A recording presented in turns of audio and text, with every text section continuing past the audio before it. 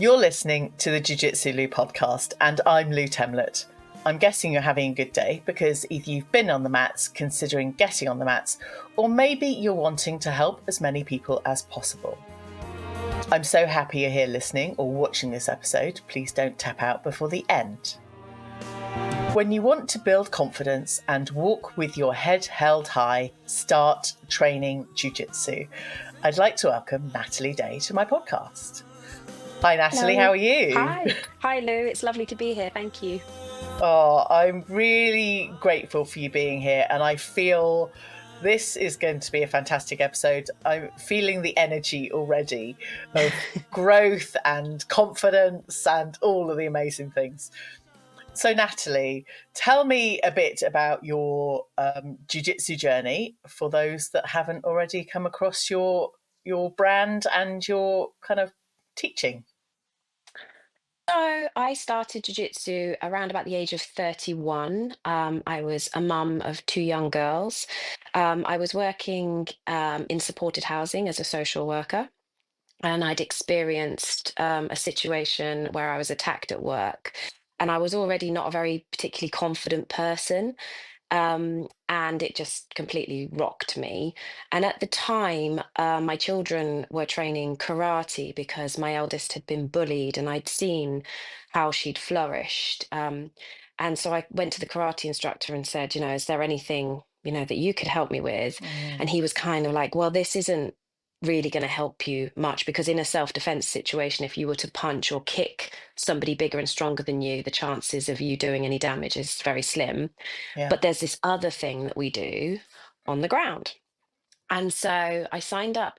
It was actually an MMA class, which was quite Okay. jujitsu heavy.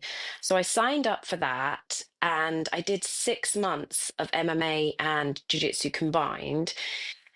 And I didn't really like being punched in the head, I'll be honest. And I I was love hearing kind this. I love hearing that yeah, people don't like being I punched in the just head. no, and it was all done really, really well. But every now and again, there'd be somebody who Yeah, was a bit handsy, and I'd think, oh, I'm a mum, and I can't really take these kind of risks.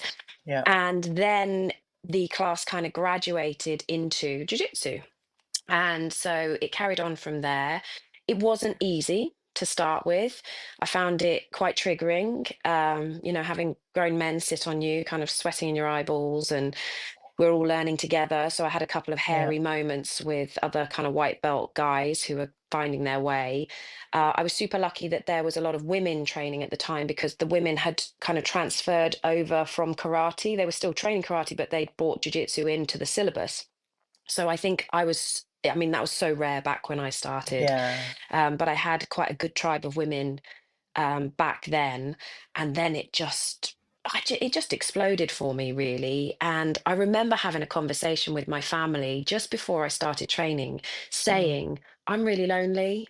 Like in my life, I haven't got a tribe. I haven't got a lot of good friends. I'd be at the school gates and I'd see sort of the mums in their cliques and I didn't fit. I lived in a very affluent area and I was on income support and I had to explain to the school what that was and, explain what free school dinners were and things like that.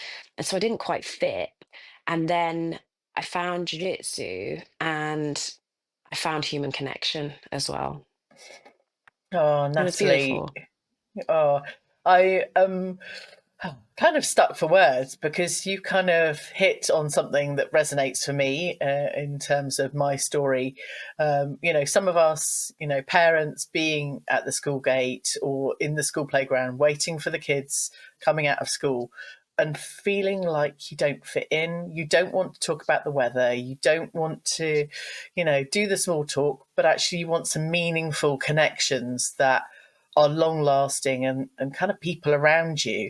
And I think some of us do start jujitsu, not necessarily with the intent for the human connection, but that's what we find because of jujitsu.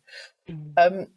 How, what did your family think about you starting kind of self defense, martial arts? They thought I was Back in that. mad, Lou.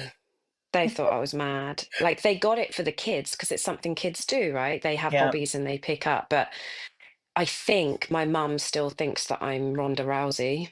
Um, and I've Yay! explained, yeah, which is lovely, but she in a more kind of like fearful way. Okay. They thought I was mad. I went all in Yeah. pretty rapidly, and I think they thought I'd joined a cult as well. Okay. Um, and then I told them that I was going to remortgage my house to raise enough money to quit my job to study to be a jiu-jitsu instructor for a year. And Wow. they were horrified, I think, really. They were very lovely and supportive. And I knew that on my Yeah. last day as a social worker, my mum bought me some flowers and said, "I'm proud of you." But I think she was quite worried, if I'm honest. Um, but it was a calling, and I've never experienced that Yeah. before in my life. Like it genuinely, it was like a being reborn. It was like a rebirth within my career, within my life. That's Um, amazing. and it just blew me away. But yeah, I think they thought I was nuts. My kids were all in. Like they were just like, "Yeah, this is amazing," Mum is like the mum's, coolest. yeah, mum's lost it, but we're on board. It's okay. And it was something that the three of us could do together. Yeah. And like my eldest had been training before me, so she very much, she was, I think, she was very much kind of like, well, I know more than mum, so I can Yeah. teach mum. And we got to train together and things like Nice. that. And Iris started when she was 6, so she was, rapidly behind me. Mm. Um, and yeah, so they thought I was nuts, but I think that they could just see me bloom as Yeah. well. I was going to ask you, had you ever done anything else so dramatic in your life prior to that? But it sounds like not. No, not at all. It was a very mainstream life, Mm. but I always knew that I wasn't happy. Oh. Yeah, there was this throughout the whole time. It was like I was just floating, and I knew I wanted to work with people. Yeah. I knew I wanted to serve. I wanted to help people, which is why I studied social work degree and kind of went Mm. on. And I used to mentor young people when I was Yeah. sort of early 20s, and I loved working with people, but I hated the bureaucracy around, Yeah. everything that goes with it. And I just had this like sense of I wasn't satisfied. Yeah. And so I'd change jobs every couple of years, kind of looking for the next thing. Mm. And then I started training, and it was just like, oh, well, this is the tool, Yeah. but where am I going to take this? Like, what is the Oh. thing? And then I started teaching, and I was like, this is it. Oh. That sounds like an incredible journey, but I just want to come back to the choosing the social work as a career, because that's quite an undertaking in itself. Like you say, there's the bureaucracy, there's so much involvement. Whilst you're helping people, there's a massive amount of pressure on social workers to, just to get through their day. But what made you choose the social work? Was it just purely helping other people? Because you could have gone into nursing or other Yeah. professions. What was it about the social work that really drew I you? think so. I had my first child when I was 19, and I was in quite an abusive relationship, Mm. and there was no support Yeah. at all for me. And I had a great, like, my parents were amazing. My parents were my rescuers in that Yeah. situation. Um, and as I came through that, it made me kind of want to work with other young people. So I Yeah. started volunteer mentoring with young people. And then once I'd qualified, like one of my first jobs was in a mother and baby unit here in Oxford, for mums from the age of 14 to Yeah. 17. And it kind of just led into that. It was through my experience of not having Yeah. that support, of being handed my newborn baby and them not even saying, "This is how you feed her," Yeah. and uh, I remember being told that I was a silly girl mid labor. things like that. And so there was this calling to be around young people who needed support, Yeah. through experience, really. And then it kind of grew from there. And I worked with different Yeah. groups. I worked with older people, vulnerable older people as well. And I always loved that side of it. But there's just this side where you're just sat at a desk having to fill Yeah. out so much Mm. paperwork that it takes you away from the Yeah. actual person-centered work that Yeah. you could be doing. And I Yes. understand the need for some, but it just got too much. It just took over. And then it's so frustrating because you feel like you're failing people because you're Yeah. frontline, Yeah. so you take all the flack from when it doesn't work, from when you lose somebody or something, happens. And Yeah. yeah, so I just kind of wanted to be able to do more of that work, but on my terms. Good. I am feeling that your terms actually, when you shared the, being called a silly girl during labour, what the heck? I mean, I felt kind of in that moment, you sharing that there may have been a turning point and a fire within you that's like, I'm going to do this. I'm going to prove to you I'm worthy. I'm valuable. I can do this and kind of have a step forwards that is not just for me, but for others like me. Hmm. And yeah, I'm feeling quite emotional about that and empowered in a way that is, for some of us, we may have heard, phrases, certainly a generation of us that were undermined as young women growing up. Hmm. And actually, we need to turn some of that around and support others in that way, whether it's spoken about or not. I think, it's a really poignant topic to empower young women, and to make them feel valuable, and kind of have role models like yourself in jiu-jitsu, because it's only when we see the likes of Ronda Rousey or Julia Scardone Livesey, who I've had on the show, Elizabeth Clay, all of those individuals kind of coming through, for the younger generation. Hmm. And you talk about your girls now, training, or they started training before you, but now they're kind of training Hmm. alongside you. And for me, as a single mum with my two children, the three of us, we all started training together, and I think it's a really amazing thing for families to have, to support each other. Um, Hmm. how key has your family network been throughout your whole journey? Oh, it's been massive, absolutely massive. It's been one hell of a journey, if I'm Mm. honest with you.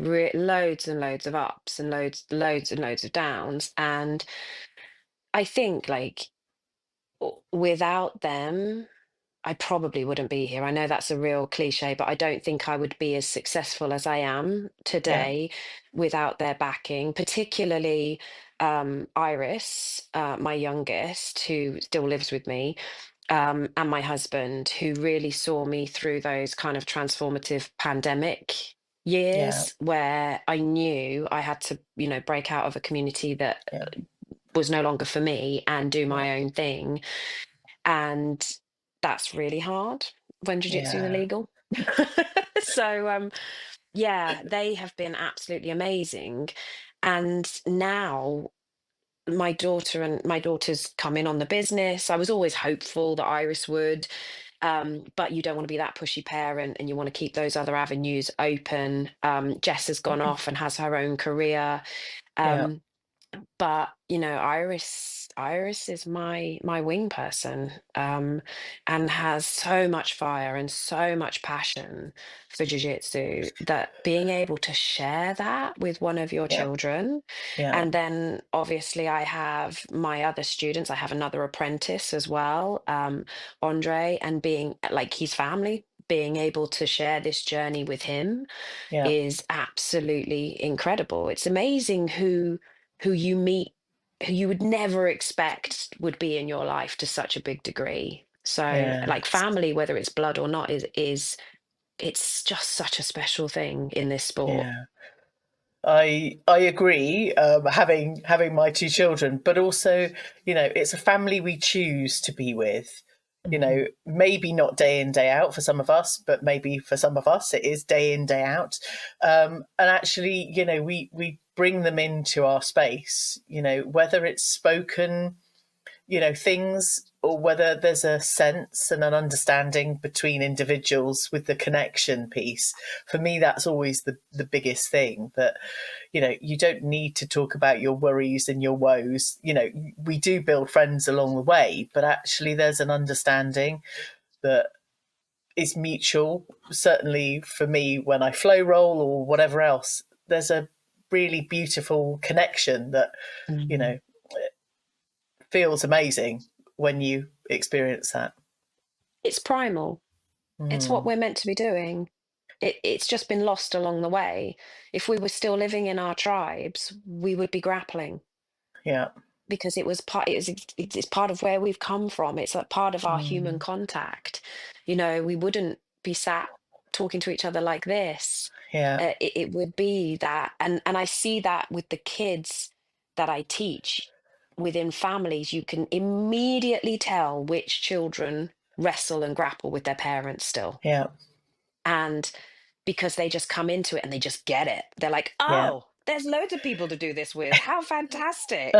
And then you see this, you see, and it's not that there's right and wrong. I'm not saying, that the families that don't do that, but Yeah. why would they when we've moved so far away from it? Yeah. Um, but I think the closer we can get to like the primalness of being a Yeah. human being, the more connected we are to each other. It makes Yeah. sense. Completely. I love it. I mean, I grew up watching, Big Daddy and Giant Haystacks, wrestling, and whatever it was back then. And me and my brother and my parents, we used to have roughhouse and kind of Hmm. wrestling. We used to just Yeah. fight each other, not with a sense to hurt each other, but just kind of getting that energy out. And I feel like, some of us and families and lives, we're not as physical and tactile. We're No. stuck with technology, and whilst I'm a techie through and through, kind of brought up coding from the age of 3, and I'm nearly 50 now, but um, it doesn't serve us. You're right in saying we need to get back to some of that primal physical connection. Just gently wrestling each other. Yeah, We know how to tap. It's absolutely. okay. Yeah, I didn't have that in my Mm, childhood. Like we played sport, I'd go on bike rides with yeah. my dad and all of these kind of things, Mm, but we didn't wrestle. We didn't grapple. And so when yeah. I came to it, I was just like, "Oh my God." I had to go through all of that Yeah. kind of like relearning of like, no, okay, Yeah. this is meant for me, which in a way was really Yeah. beautiful because it was like Yeah. ripping off layers. But Yes. I think with the people that have had that their whole lives, they've immediately Mm. got the advantage. Okay, I'm gonna take some of my childhood wrestling experience and take it to heart. Yes, do. This episode is sponsored by Grow Jiu Jitsu. Not only a place to train and grow physically with Jiu Jitsu skills, but a place to make time to do what brings you joy and sets your soul on fire. When you want to build your confidence with work off the mats and in your life planner, contact Natalie for one-to-one mentoring that will encourage your self-belief and your journey to achieve good things in life. Head over to growjujitsu.com today. This is the Jiu Jitsu Lou podcast with me, Lou Temlett, coming to you from the UK. Go and check out the latest video clips over on jiu.jitsu.lu on Instagram. And as you're listening or watching on your favourite podcast platform, I'd really appreciate you dropping a show rating and review. Today, I'm having a conversation with Natalie Day. So, Natalie, we've covered the wrestling, we've covered the primal stuff, we've covered the connection, and kind of, you and your family kind of progressing through jiu-jitsu. Um, Tell me about your purple belt days and your desire to teach and kind of build something that is what it's grown into now. Mm. Yeah, so I started teaching. I started assisting teaching as a white belt. I started my own business as a blue belt, which was unheard of at the Yeah. time and frowned upon. Um, I taught children and women and mixed classes. Um, Again, should just be teaching women and children, surely. Nope. Taught mixed classes too. And I just loved it. I just loved to teach. Mm. I got really good at it as well. Like I said, I went all in for a year on actually learning how to do it, Yeah. how to be an effective instructor, what were the goals for it, but not just like trying to get people to learn specific jiu-jitsu moves, but particularly with children, like giving them skills that would take them through life. So we would Yeah. talk about, the rules of engagement. So if somebody comes to attack you, like what are those rules of engagement? What are you looking to do? You're looking to try and avoid the fight at all Yeah. costs, unless you absolutely have to fight. If you have to fight, what is the objective? What are we trying to Mm. achieve? Right from, the youngest that I teach, I took on a little boy recently at just he's 2 and he's just turned 3, actually, because it was a little bit of a trial, but it's all the way through. And so it's like it's a labor of love, but Yeah. at the same time I get to watch how good it is for people. Yeah. Like my youngest student was 2. I think the oldest I've got at the moment is like late 50s. And there's just such an enhancement there that Yeah. it just feels good. Selfishly, it just feels good to help people and to add a little bit to Yeah. people's lives where if they weren't doing this and they weren't doing something else, they would go to Mm. work and they would go home and they might go to Yeah. the pub, but there isn't that element. And I've got a lot of families that train with me, Yeah. like 2 of my black belts, their kids train. This is a thing that they share. And like I've got mums that train with me, their kids train. And even in my kids' classes, I think I've got like 100 kids that train. The Wow. parents get it. They get Yeah. it. I had a text message from a dad this morning. So I sent him a message to say, I'm really proud of your boy. Yesterday, he really didn't want to take part in the Mm. challenge.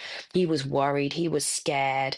We talked it through. And I said, you don't have to, but if you do, what are you going to, you're going to be so proud of yourself if you do this thing. And this kid, he got up there, he gave it his all. And it was such a beautiful moment that he won our Student of the Week belt. And speaking to dad this morning, and dad said, this is linking in with absolutely everything that he's learning at school at the moment. This is a Yeah. theme for him about not quitting, about Yeah. committing to what he said he's going to, even if he doesn't feel like it, even if he's worried and frightened. And he Yeah. said, so you've just completely linked in with the rest of his life and shown him he can do it. That's what it's all about. Yes, jujitsu, obviously, it's the tool, but it could be anything, Yeah. right? Jiu-jitsu Yeah. just lends itself really well to it. But it's Yeah. about linking into areas in other people's lives Yeah. where they need a little bit of help. And if Yeah. you can do that and make that little transition between the sport and where they need to grow, Yeah. like you're cooking on gas. Yeah. Absolutely. I feel like what you're talking about is the thing in the space above the mats. It's the Hmm. energy. It's the feeling and the ethos and the way of living and growing and just everything. We can practice jujitsu, but there's so much a mind game that I've kind of always been in the personal development space, but actually Mm. for me, my growth has been the most significant in training jiu-jitsu over the last couple of years because it challenges one's mind to think and strategically, but for our own benefit and well-being. It's a Mm. completely different way of growing and having personal development. So if any business people are listening, ditch your computers and your networking. Come and get on the jiu-jitsu mats, please.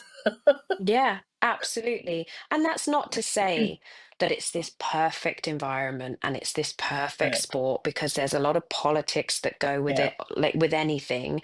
And also, I trained as an athlete and I did all the wrong things, you know? So Yeah. I became too heavily identified with the sport, with like my personal progression in the sport. Yeah. I did, you know, I compared myself to other people. I got too embroiled emotionally in my competition Mm. results, all of those things. Yeah. And when we kind of identify too heavily with our place within the sport and what we should be achieving, and you Yeah. know, and winning effectively, it can become a really detrimental space. Yeah. And I think the other thing is the overthinking. You know, we're in Mhm. a you know, a pandemic of overthinking, really. But Yeah.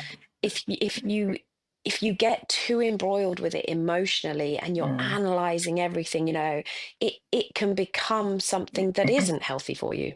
That isn't, you Yeah. know, it doesn't match up with growth. It actually stunts you and can become really, really difficult. So I think because I went through all of that, you know, I've Yeah. competed angry, I've competed hungry, I've competed sad, I've competed happy, like too happy. I've, you know, all of these Yeah. things. I think I'm able just to pan out a little bit Yeah. and look in. And then I'm able to help people a little bit more. Whereas if I'd had Mhm. this like super smooth journey where I was like, Jiu-Jitsu is amazing, it just changed my life and everything was great, I'd be a really shit coach. Right?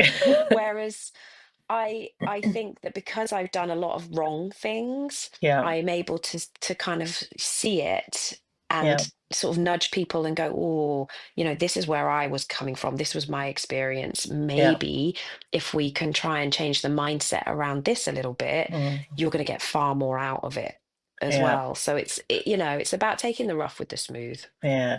It sounds like you've done an incredible amount of learning through experience rather than kind of mental practice. It's actually you being there, living and breathing through the challenges, the highs and lows. Is there anything that you feel you still need to work through or achieve with Jiu-Jitsu, that is any gaps in your strategy or kind of for your progress at the moment? Oh, Lou, there's going to be loads, absolutely loads. We're never finished, are we? I I love that. think, I think at the moment I'm really lucky because within our team, purely by coincidence, I've got a student training with me who is a mental performance coach. And he's Ah, just done his master's degree, got distinction, and is moving into amazing. sport, which is absolutely amazing. Yeah. And so, as a byproduct, he's working with my two full-time athletes at the moment and is actually about to start working with another young person that I teach. Mm. As a byproduct, I get to work with him like on a sneaky, you know, because I'm in their coaching sessions and I'm learning so much from him. I Yeah. wish I'd had a Graham when I was competing. Oh my goodness, I really do. I would think I was looking for one as I Yeah. was going, because I was kind of going to one coach, Yeah. going to another coach, and you know, and really hunting somebody to kind of back me. But really, Yeah. what I needed was somebody to teach me how to back myself. Ooh. Um, and so, what I'm learning from Graham is how to be a more effective coach, which is Okay. what I'm all about. Like, Yeah. jujitsu is wonderful. I haven't actually trained jujitsu now for 4 months because I have a bilateral prolapse, which loads of people say to me, "Oh my God, you know, you must be devastated. You must be this. You must, you know," and a few years ago, I would have been. Yeah. I would have been absolutely heartbroken. But I think because I've done a certain amount of mental work, Yeah. I'm like, well, no, I've actually got to heal myself. Yeah. And what can I do?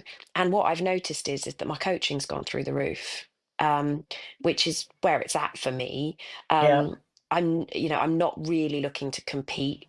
There is one more that I'd like to do. I'd like to do World Masters 2027 when my husband gets his red belt in Vegas. That's like a goal I'd like to hit if it's all possible. But I would like to do more work on becoming like the best coach that I can possibly be in a really person-centered way, because it's Yeah. not, to be a good coach, it just can't be one size fits all. And even if I look Yeah. at like the two full-time athletes I have now, you could not get two humans who are more different. Yeah. And And so it takes completely different coaching styles for Yep. both of them. And I think through working with Graham, I'm already like on this pathway. I'm right at the start of like learning how I can best coach them. And he's sparked a real interest in me, Mm. which is an interest in him as well, around um, training athletes with autism. Um, because one of my students is autistic, it's actually my daughter Iris, and it's like there's nothing on this. There's Yep. nothing on this at all. And when I look at like some of the top athletes, the top autistic athletes, they seem to do really, really well. And then it all seems to go very, very wrong. Okay. And so I'm kind of super interested in that. As a Yeah. human, I'm Yep. learning all the Yeah. time, through experience, through jiu-jitsu, through life, through the Yep. hammerings that inevitably come professionally and personally, because, Yep. we're on this life journey together. But I don't think you can ever be done. And if you No. think you are, you're wrong. I'm taking that one. I'm happy to be wrong. Yeah. But you said World Masters 2027. I'll be 50 that year. So I'm going to put my name down to do some Masters Yes. things. And it gives me enough time to save up and actually, plan out some That's what I calendar thought time. too. Yeah, it gives me enough time to really know if my spine can take it, and if I can do the right kind of training that I would need to do to get there. Because I don't need to train particularly hard, like I Yeah. don't need to, but I would need to train quite smart. Yeah. Um, I did the World Masters when my husband got his coral belt, and it was just the best experience because Wow. we're all old. And so it's so fun, and Yeah. everybody's friends, and it's all quite relaxed. It's lovely. Whereas you Yeah. go to the Europeans, which was my last competition, which again is such a great high vibrational competition, but it's Yeah. very competitive. It's Yeah. very intense. Um, and I think you've had her on your podcast. Georgina's one of my online students. And so I'm Mm, prepping her for World Master this year, good. um, because she's struggling to get matches anywhere else. So it's better Yeah. to kind of hone in on Yeah. those, bigger Masters events, because you're likely to find, as a woman, you're likely to find a bit of a bigger bracket Yeah.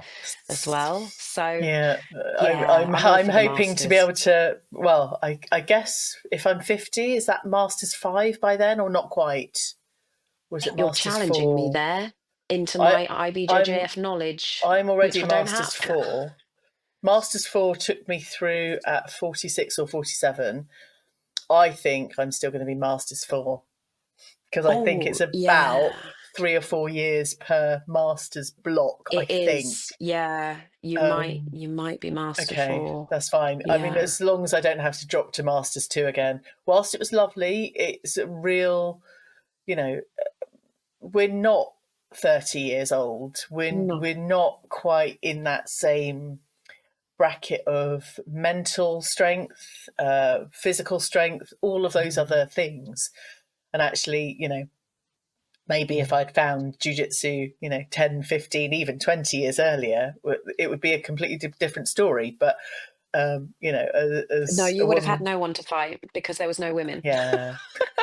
That was, Okay. that, like as I was going through, there was, Yeah. I think I fought Sarah Jones all the time, who's just so lovely. But yeah, or Yeah. I'd be in a division with Haley, Christy, Tanya, and we were all on this. We were all trained in the same gym. We were on the same Yeah. team with like one other woman, and so it would be just like, ugh, Yeah. paying 40 quid to fight a teammate. So Yes.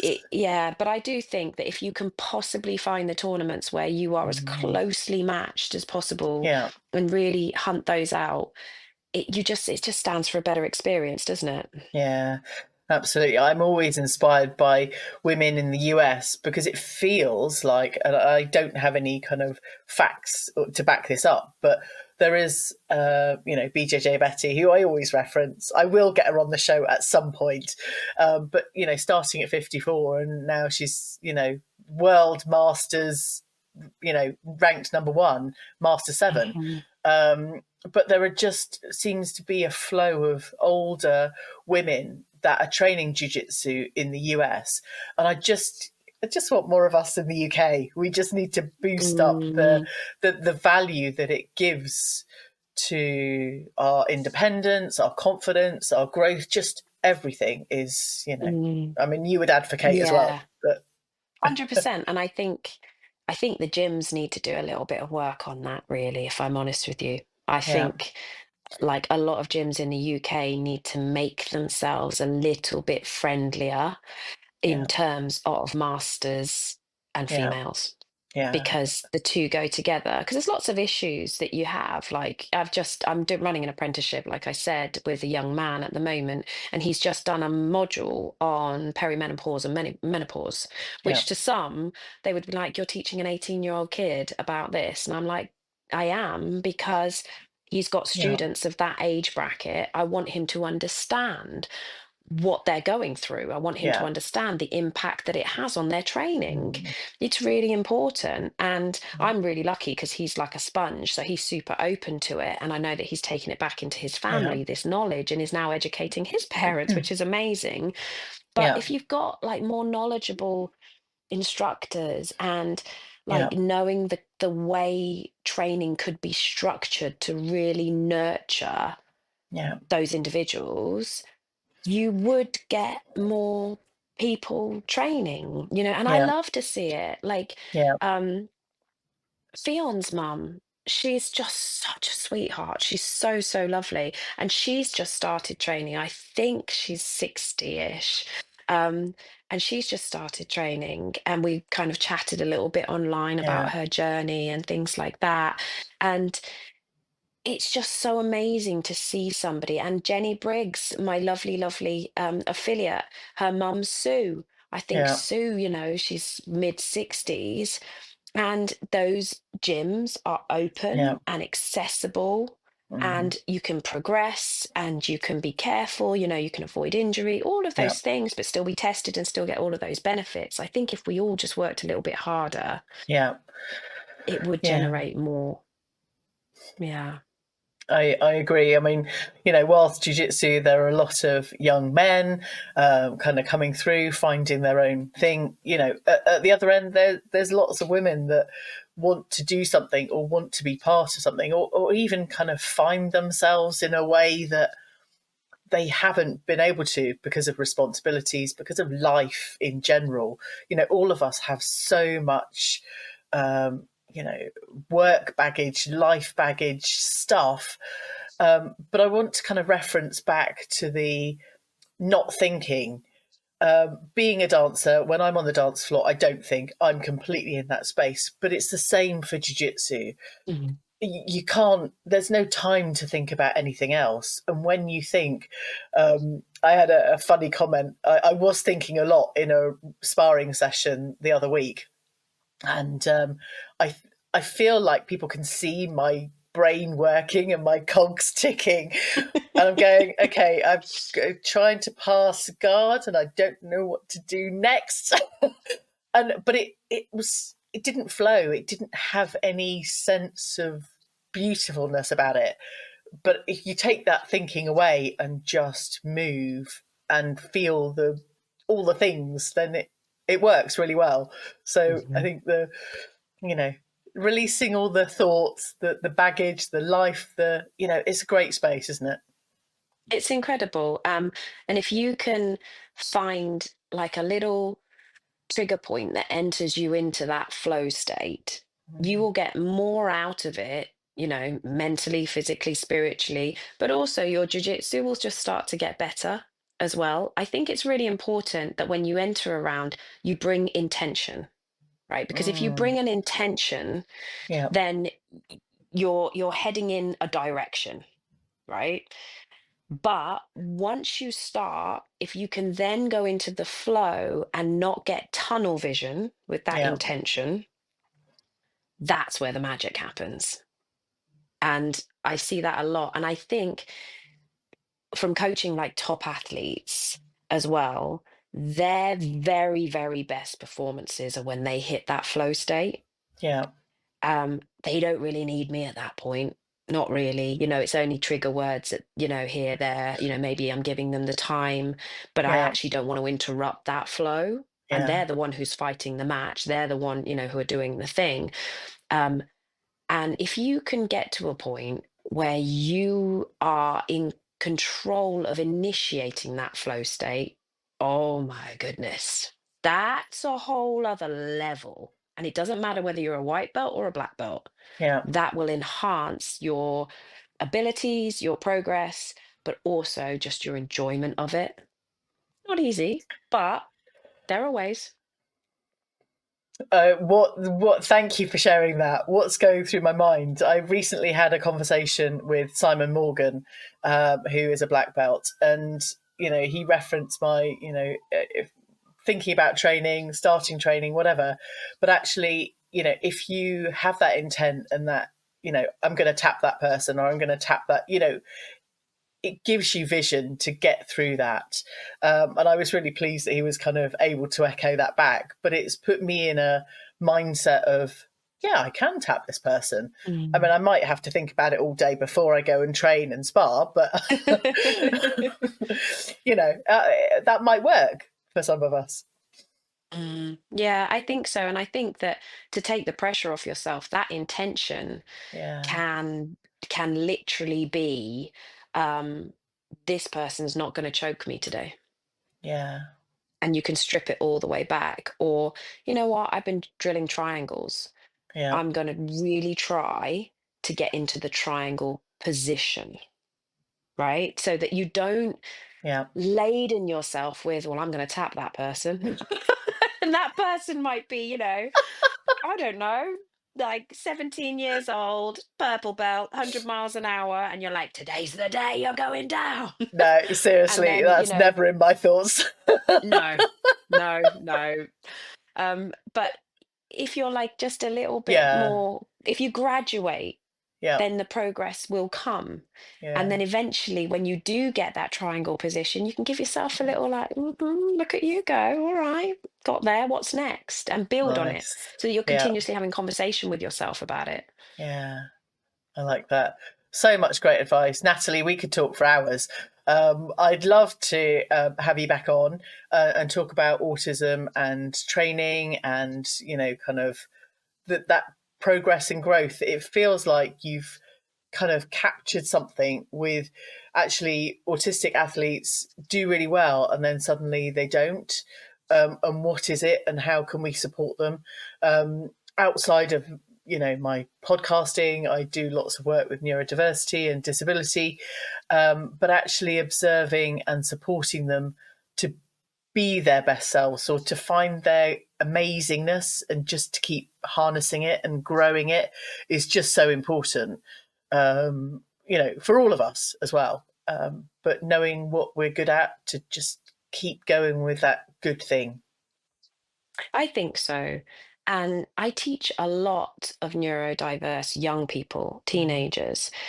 And something that's really become very prevalent is, I didn't realize it until recently, but I think I have 6 young people that I teach who are no longer in education through no Mm. fault of their own. They should be, and through no fault of their lovely parents Yeah, either.